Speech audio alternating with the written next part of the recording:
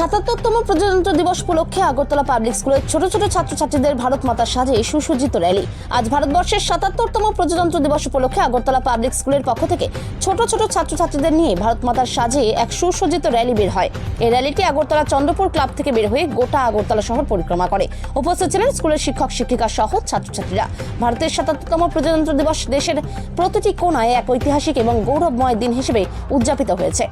২৬শে জানুয়ারি ১৯৫০ সালে ভারতীয় সংবিধান কার্যকর হওয়ার পর থেকে প্রতি বছর এই দিনটি দেশের স্বাধীনতা, সংবিধান এবং গণতান্ত্রিক মূল্যবোধের প্রতি সম্মান নিবেদন করার একটি বিশেষ সুযোগ হিসেবে পালিত হয়।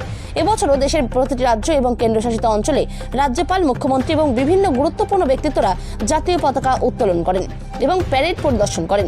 জাতীয় ঐক্য, জনগণের সংগ্রাম ও আত্মত্যাগ এবং দেশের সার্বভৌমত্বকে সম্মান জানিয়ে দেশের বিভিন্ন স্থানে জাঁকজমকপূর্ণ অনুষ্ঠানের আয়োজন করা হয়।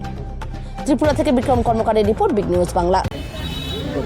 ৭৭তম প্রজাতন্ত্র দিবস উপলক্ষে আগরতলা পাবলিক স্কুল একটি শোভাযাত্রা বের করেছে।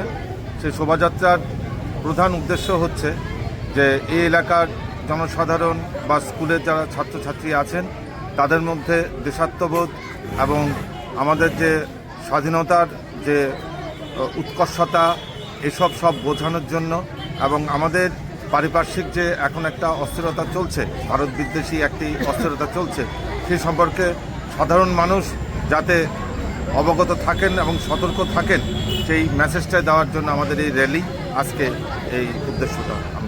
কোন জায়গা থেকে শুরু হবে, কোথায় যাবে? আমরা এখন শুরু করছি তুষার সংঘ থেকে শুরু করছি, চন্দ্রপুর অবধি। আমরা চন্দ্রপুরে তুষার সংঘ থেকে কোন জায়গায় যাবেন? আমরা মোটর স্ট্যান্ড অবধি, আগরতলা মোটর স্ট্যান্ড অবধি এই শোভাযাত্রা নিয়ে যাচ্ছি। আপনার পরিচয়টা?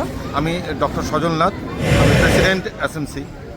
আজকে অনুষ্ঠান নিয়ে আমাদের অনুষ্ঠান হচ্ছে মূলত ছাত্রছাত্রীদেরকে উজ্জীবিত করা, তাদের সাংস্কৃতিকভাবে আরও বেশি পরিশীলিত করা, এইটাই আমাদের মূল উদ্দেশ্য।